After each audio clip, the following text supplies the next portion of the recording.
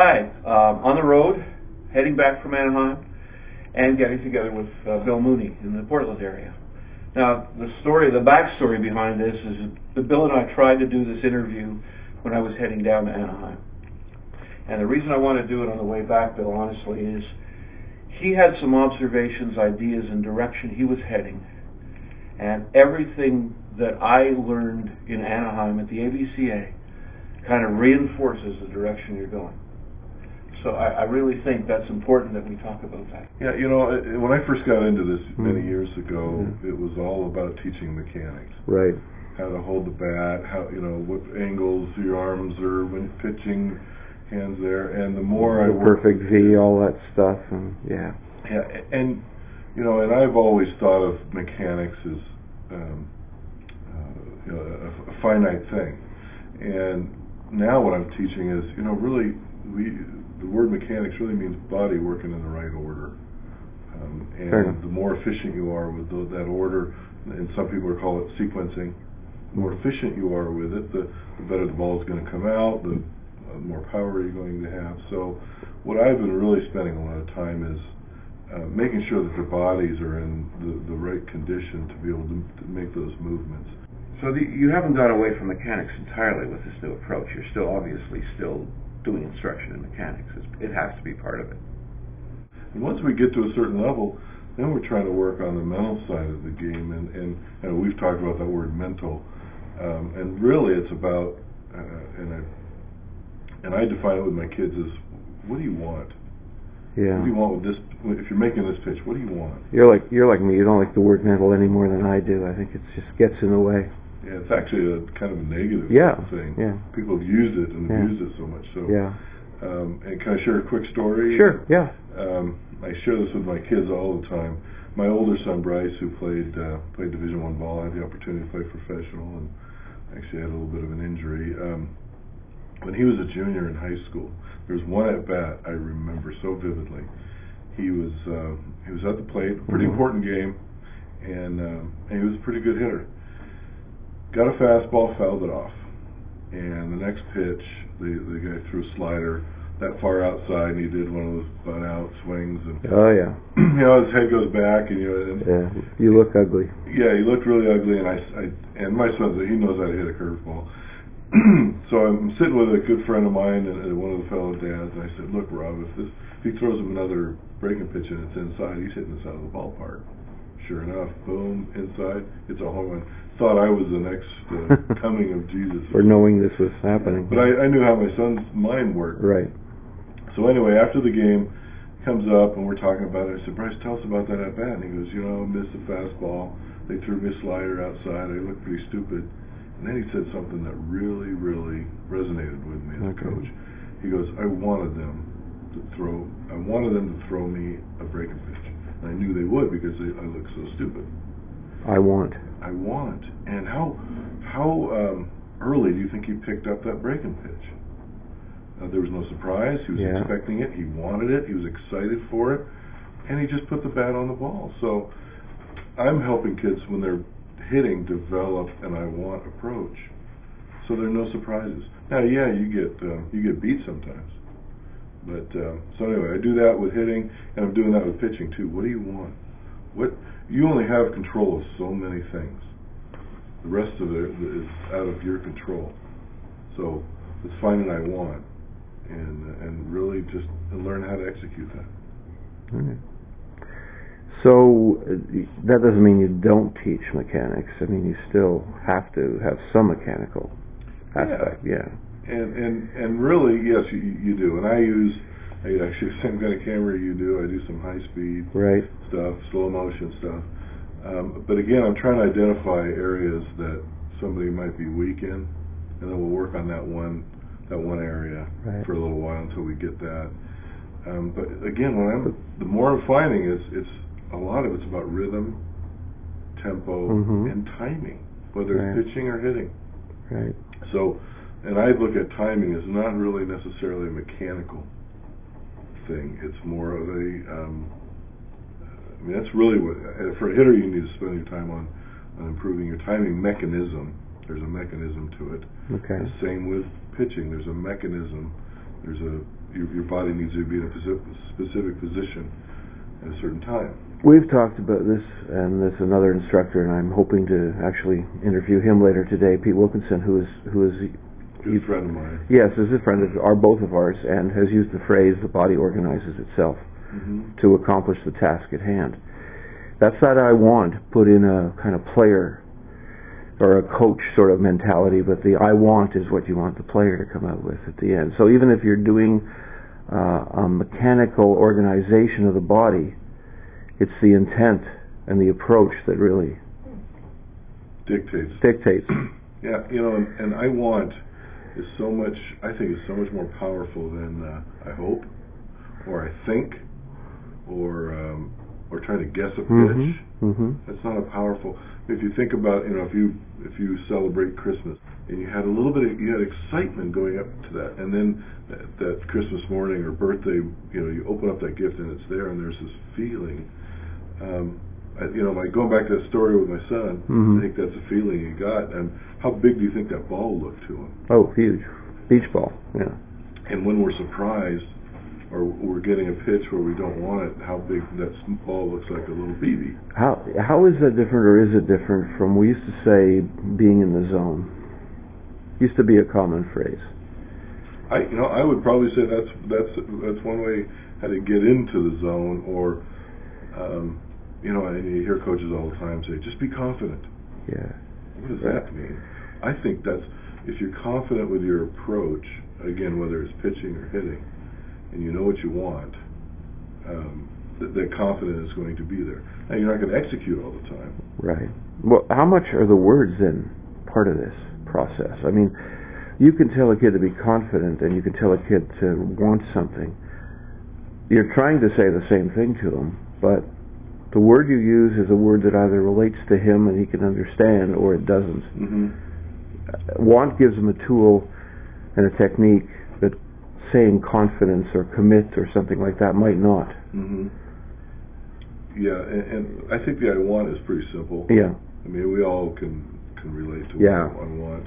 I want something. I want this for lunch or something. Yeah. And we work a lot of drills to help practice it. Let's change the topic a bit. Okay. There's a lot of stuff out there with entrenched coaching. So I want to ask you a bit about the problems and challenges you face as an instructor, knowing that some of the guys you work with are going to be dealing with their high school coach or college coach who has their own way and might be counter. And we've talked about this before too. Oh yeah. Boy, where do you want me to start? You got enough battery left? I don't know. I think that's one of the biggest problems in baseball today. My daughter plays college volleyball. Okay. And just to give a perspective, in volleyball, in high school, they embraced you to go out and get help. In volleyball. In volleyball. Help with your step, help with your jump, help with your hitting the volleyball. And then when they got together as a team, whether it was high school or college, they're working on, okay, let's work on ourselves as a unit and try to be a better unit and beat the other team. Baseball, it seems like, it goes back to mechanics. And I own your mechanics, I own this. And, and we talked a little bit about that ICO chart. Please talk more about this ICO thing, because I don't think it's something anybody else has heard about lately, and I think it does have a very much relevance to baseball. So yeah. Boy, that's a. If you can. Yeah, they're as a team. There's a study done after World War II that as a team they figured out which ships in the Navy performed very well and some didn't, and they tried to figure out why. And what they came down, there were 3 items that we all have personal. We have needs, and ICO, inclusion, competence, and openness. So as a coach, you need to have all 3 of those things. Are you saying that you feel a lot of baseball coaches that have teams they're certainly not open to the ideas coming from an instructor on the side? They want to control it and maybe not include other ideas? Looking from the coach point of view rather than the player point of view, yes, you need the guys on the team to have a ICO kind of mentality, but don't you need the coaches to have it too? Oh, I think that's where it starts. Yeah. We all have different needs. As a coach, as a coaching a team, a high school team, whatever it is, there's a certain need. As a coach, I need to feel confident. Mm-hmm. I need to feel significant. So if I let my kids go out and work with somebody else, that could affect as a high school coach, my significance. No, I'm in charge. Or my competency. What? You don't think that I'm good enough to teach you how to pitch? So I think that's where it really stems from. Now you're gonna, as a high school coach or whatever coach level coach you are, and this person is going out to work with somebody. Yeah. And this kid, and they've spent money, they've invested their time and their resources to get help, and then you as a high school coach say, boy, no, you got to do it my way. That's affecting their significance. What is that? Or their competency. I'll give you a quick example. We were fortunate enough to, Tom House is a good friend of mine. He invited me and my wife and my older son to Texas when Bryce was 15. We got to spend a weekend with Nolan Ryan. Awesome. And probably one of the most nervous times in my life, because Nolan Ryan is one of my childhood idols, was my son threw a bullpen. Tom House is standing there and Nolan Ryan watching him, 3 feet away, and my son just threw lights out. I was so nervous. But anyway, afterwards, he's telling my son, Nolan said, boy, this looks great, that looks great. The only thing you need to work on, son, is just let's get stronger, and not pump an iron stronger, but just get baseball strong. A few months later, his high school coach, new pitching coach, comes in, wants to totally redo my son's delivery.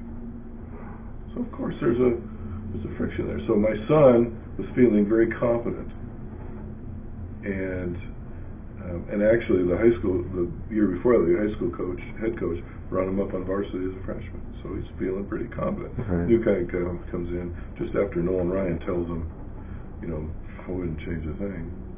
So then there was a conflict. But again, that coach needed to lay down his significance, his confidence. Right. Here's a young kid who supposedly doesn't know anything. So there's the conflict. Did you name drop in the situation? Or no? I tried to stay out of it. Yeah. And my son tried to listen and tried to do the politically correct thing, but it got worse, and we finally sat down and talked about my son's motivation was going down because his significance and competency was getting hammered all the time. Yeah, no kidding. So the name dropping really just that probably would have fueled the fire. Yeah. But I mean, yeah, I know there's so much of that goes on. The my way or the highway. I have to show that I'm in charge here.